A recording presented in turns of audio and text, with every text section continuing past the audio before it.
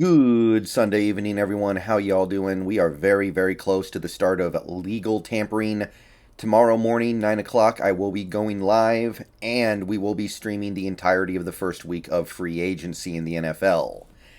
So, given the fact that we're very close to teams being allowed to negotiate with outside free agents or impending free agents, you are seeing some things happen. Some teams are putting the finishing touches on extensions to make sure they lock up the players that they really want to keep. Like the Cowboys earlier gave Michael Gallup 62 million bucks. And with the last minute flurry of news, I have some good news for the Seahawks and I have some bad news. I guess it depends on your perspective here, right? But from my perspective, I got a little bit of good news and a little bit of bad news, although I can spin that bad news to good news pretty quickly here. So, first, the middle path is now blocked off. The middle path is now blocked off. This to me is the most important thing that happened today for the Seahawks. Kirk Cousins has been given a 1 year, fully guaranteed $35 million extension. Now, obviously, that means something to the Vikings. But as for what it means for the Seahawks, he's off the table. You cannot trade for Kirk Cousins now. The Vikings are committing themselves to him for at least one more year, probably two. And because of the nature of the extension, I'm pretty positive they can't turn around and trade him. Or if they do, they're going to be out so much money. What's the point? So, Kirk Cousins, no longer an option for Pete Carroll and John Schneider to trade for. I'm relieved. That to me was the worst case scenario. Trading for Kirk Cousins and letting him run the show for a few years. So, off the table. If the Seahawks really want to take that middle path, which to me is the worst path, their options they're very different now. Maybe a guy like a Jameis Winston, but Winston wouldn't even cost that much money. That wouldn't even be that bad. It's not like you would have to make some long-term commitment to Winston. So if the Seahawks really are married to the idea of we need to win 10 games this year so our fan base doesn't revolt, or whatever justification they use, then at the very least you're not going to have to give up massive assets. I can't think of really anybody else off the top of my head that you could bring in to try to be that competent bridge. But Cousins was the guy. He was rumored connected to Seattle. Now that's off the table. I am relieved. Now, that's the good news. Let's get into a little bit of the bad news. At least, kind of bad news. Maybe not. So, Tom Brady's back. You probably already know. It's been widely reported. Brady himself has said that he is coming out of retirement to go back to Tampa Bay, try again, see if he can end his career on a high note.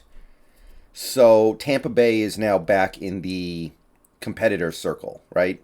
Tampa Bay is now trying to actually go win a Super Bowl this year, which means they're going to go out and aggressively spend, means they're going to make moves that a buying team makes, and that changes the complexion of the NFC a little bit. Previously, we were looking at Tampa Bay and thinking, unless they get Watson, they're not going to be competitive in 2022. But now, there's no guarantee they will be competitive, but you know they're going to be going all out for it. Now, don't get me wrong. That Tampa team has clear problems, and I don't think they have the means by which to fix those problems. To me, that was a team that was clearly outclassed by the end of the season last year. They had some very fluky things happen in that divisional round game to even make it a game, and they still lost despite catching every break in the world. So the fact that they couldn't win that game despite catching every break in the second half almost tells me that Tampa Bay team is a little further away than some people might think. But they're going to be going all out to fixing those problems now. So they have a chance. And they at least have a quarterback who gives them an opportunity to compete at that level. So the complexion of the NFC has changed. And really, when you look at it, Aaron Rodgers back. The Tom Brady back. And by the way, the Vikings, if they're going to keep Cousins, they're going to at least go for it. I'm not saying it's a good idea. I'm not saying it'll work.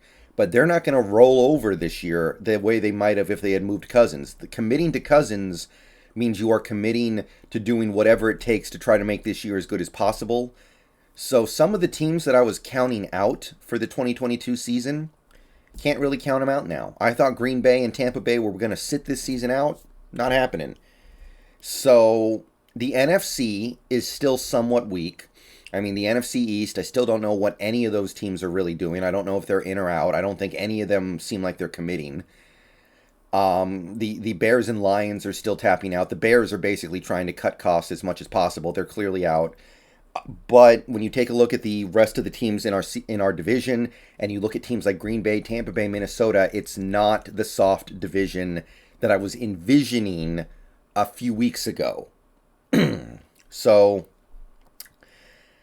now I think this is actually a little bit of a vote in favor of taking the year off. Don't trade for Watson.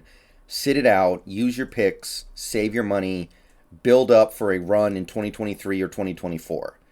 Because even if you get Watson, even if you build around him reasonably well, you're going to run into the Tampa Bay monster. I'm not going to call it a monster, but you're going to run into the Green Bay and Tampa Bays of the world and the Los Angeles Rams of the world, even the 49ers. It's not the cakewalk that I had in my head. So I think this is actually a little bit of a shift in my position. I'm still going to say I would rather get Watson just because I don't trust this front office with the rebuild.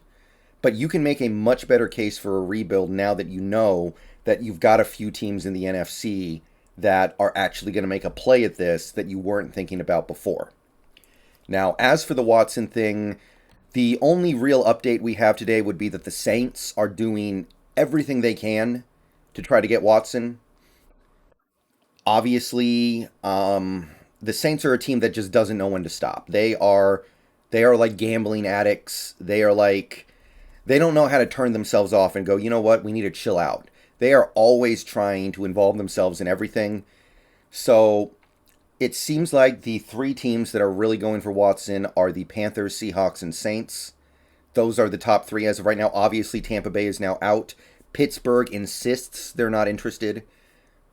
So time will tell, but right now it seems like these three teams. The Saints, I don't know. They've got good players. It's a good roster. It is. But they're going to have to work overtime to clear cap space to get Watson. They're going to have to work overtime to clear enough cap space to then go out and build around Watson. They have an unproven head coach who is a defensive-minded coach. And I don't know. There's a rumor that they might trade Ryan Ramczyk to get Watson, but would Watson be that interested in coming if you gave up Ramczyk? I don't know. Can you even move Ramczyk with his contract? I don't know. It's something to monitor for sure on the Deshaun Watson beat, but I don't know if they can actually do it in a way that Watson would be happy with. But what I do know is that this needs to come to resolution quickly. This needs to be resolved in the next couple of days, or else it's not really going to matter. So my perspective has changed a little bit on this whole thing because of Brady returning, and even a little bit because of the Cousins thing. I still say I would rather not give Pete and John all those assets to rebuild with because I don't trust them. But regardless, it's a consideration. All right, that's about all we got right now. We'll see what's going on overnight. We'll see what's going on tomorrow morning. See you guys in stream. Peace out. Go Hawks. Let me know what you think.